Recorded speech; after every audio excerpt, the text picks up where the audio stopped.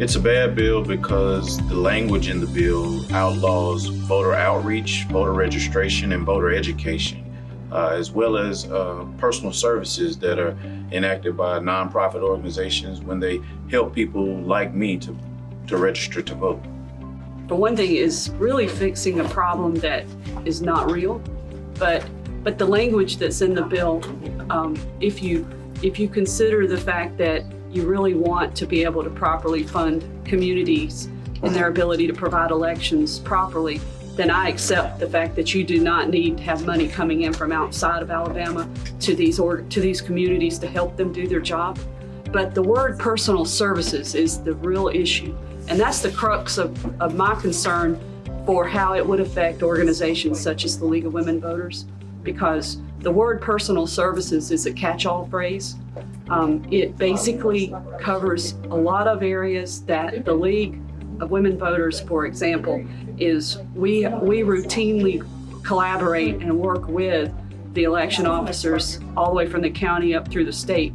And we have conversations, we find problems, we work the problems with these different individuals and the members in their offices. And that terminology, when it prohibits the election workers from being able to accept personal services from non-governmental organizations or individuals, that is going to create a reluctance on those public officials and their staff. They're not going to want to work with organizations such as the League of Women Voters, and that's the problem. It has a chilling and damping effect on our ability to serve the people of Alabama like we need to do. So House Bill 194 stops public election officials from working with organizations like my organization, Vote Everywhere UA at the University of Alabama, from collaborating to make elections work better. So that means that we can't print off registration applications for them, we can't educate voters on behalf of them, we can't work with them in really any of the ways that we do work with them on our campus.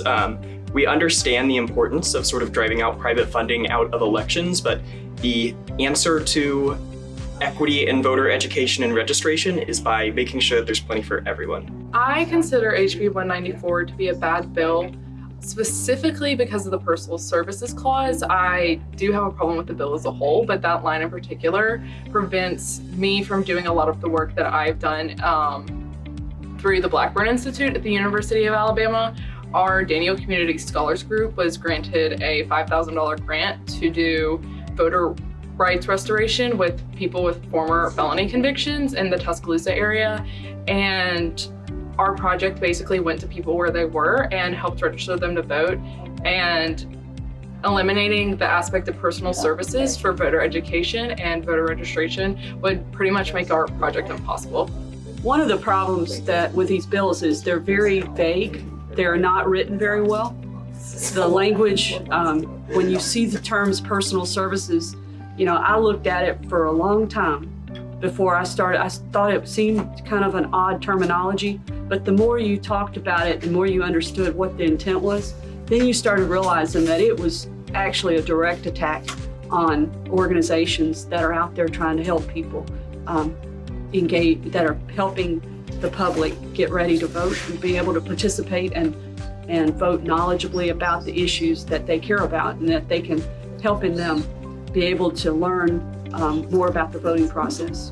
So if we don't speak out, which the law has passed the House and the Senate now, it's passed the Senate committee, but if we had not spoken out, this bill would have been passed and we would not have known that it was out there.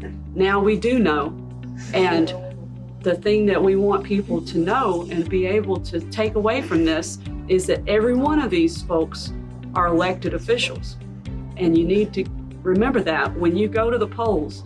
Remember who it was that supports your values and supports you as a citizen and your rights and your family's rights and your children's rights. And if they are not supporting what you hold important, then you need to remember that when you go to the ballots.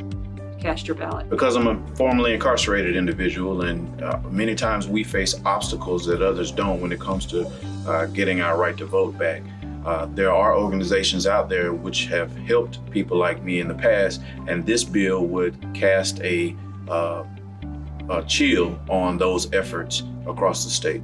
Well, it criminalizes voter outreach, voter education, and voter registration. It stops nonprofit organizations from interacting with government entities in order to assist people like me to register to vote.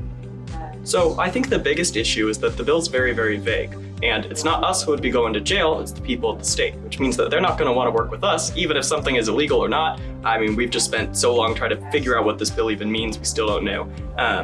We would not be able to do our voting rights restoration work, working with people with prior convictions, work to get their voting rights restored. We also would not be able to hold our tabling events at the university with the Board of Registrars. We won't be able to arrange bus transportation to our polling place and run a unified marketing campaign with the university, something that we're very excited to do as a unified effort for the first time ever.